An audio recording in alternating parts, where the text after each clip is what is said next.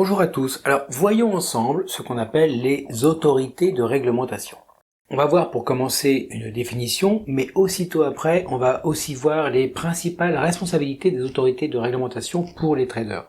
Ensuite, je vais voir avec vous quelques exemples d'organismes de réglementation financière et de leurs compétences. On fera un petit bilan à la fin pour bien rappeler l'importance de ces autorités pour les traders. C'est vraiment pour vous.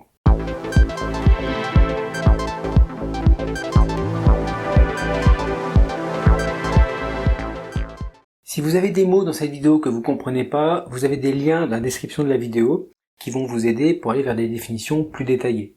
Et si vous ne comprenez toujours pas, vous avez l'espace commentaire, vous y allez, vous écrivez, vous râlez s'il faut, et puis moi je ferai des compléments si c'est pas assez bien expliqué. Les autorités de réglementation pour les traders, souvent appelées simplement autorités de réglementation financière ou organismes de réglementation, sont des organismes en fait gouvernementaux ou indépendants en tout cas, chargés de superviser et de réglementer les activités des traders et des institutions financières sur les marchés financiers. Leur objectif principal est de garantir l'intégrité, la transparence et la stabilité des marchés financiers, ainsi que de protéger, et ça c'est pour vous, les investisseurs et les consommateurs.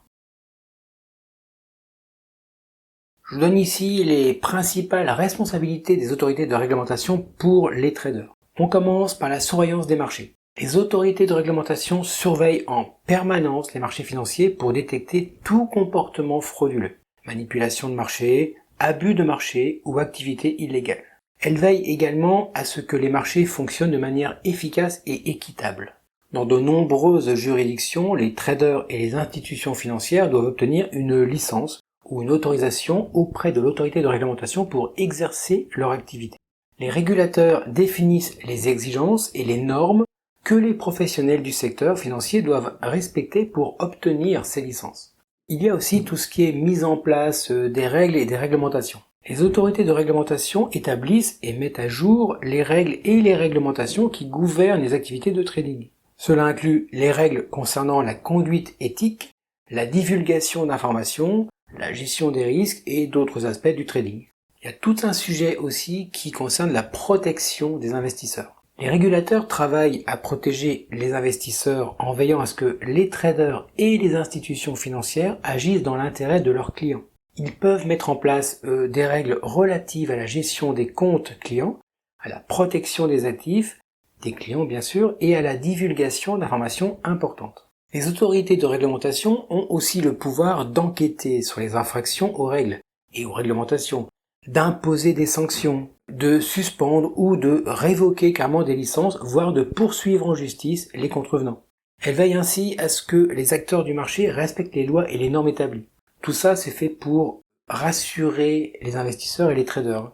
Les régulateurs aussi jouent un rôle qui est essentiel dans la préservation de la stabilité financière en surveillant les risques systémiques et en prenant des mesures pour atténuer les crises financières potentielles.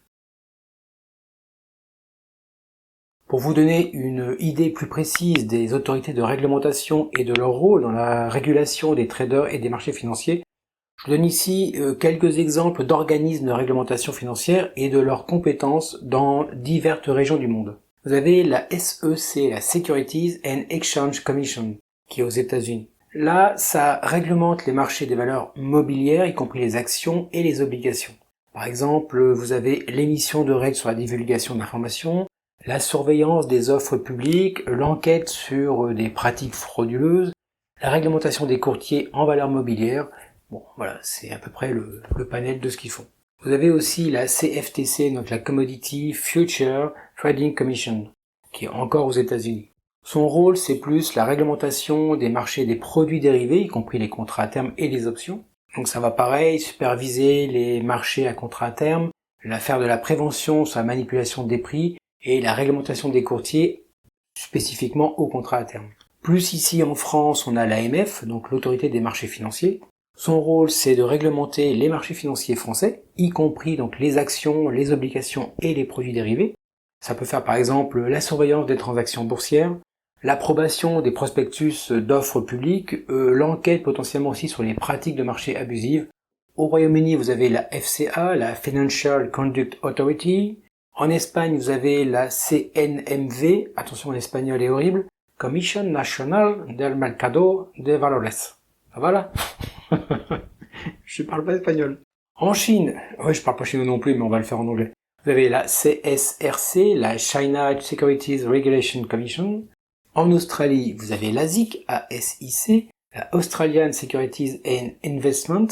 Et je vais m'arrêter là, parce qu'il y en a beaucoup, donc c'était juste à peu près, voilà, quelques exemples. Je vous ai pas détaillé ceux que j'ai mis à la fin, mais c'est à peu près pareil, les rôles sont à peu près similaires. Chaque autorité de réglementation a ses propres compétences et responsabilités spécifiques en fonction de la juridiction qu'elle couvre. Les autorités de réglementation varient d'un pays à l'autre, et chaque juridiction a son propre organisme de réglementation responsable de superviser les actions financières. Il est vraiment essentiel pour les traders en fait de comprendre et de respecter les règles et les réglementations établies par les autorités de réglementation. En cas de non-respect de ces règles, ça peut entraîner des sanctions assez importantes, y compris des amendes, des suspensions de licence si vous êtes professionnel, et même des poursuites pénales. Les traders et les institutions financières qui opèrent dans ces régions doivent vraiment se conformer aux règles et aux réglementations qui ont été éditées par l'autorité de réglementation qui est locale. Le non-respect de ces règles peut entraîner des sanctions vraiment sévères. Pour avoir été attrapé à une époque par des escrocs, j'ai eu recours à ces organismes et il est vraiment très important de savoir que ils sont là pour faire la police ou tout simplement pour avertir des dangers de certains agissements illégaux. Attention quand même, si vous êtes dans un pays et que vous tradez avec un courtier qui est dans un autre pays et que lui fait des conneries, c'est pas l'autorité de réglementation de votre pays qui pourra faire quelque chose, non, c'est là-bas. Et des fois, il y a des courtiers qui se mettent dans des zones un peu franches où ils font ce qu'ils veulent et ils sont couverts. Attention, regardez bien le courtier que vous avez pour vérifier qu'il y a bien une autorité de réglementation qui est capable et qui peut éventuellement vous aider en cas de conflit. On est donc arrivé à la fin de la vidéo, donc il est temps pour vous de liker la vidéo, de la partager si ça vous intéresse de partager, de vous abonner et comme ça évitera que la chaîne se retrouve au fond d'un placard. Maintenant je vais vous laisser, donc je vous souhaite sincèrement de faire de très bons trades, mais faites gaffe quand même sur les marchés, n'oubliez pas que les marchés sont comment déjà ah oui, ils sont fourbes, faites gaffe à vous.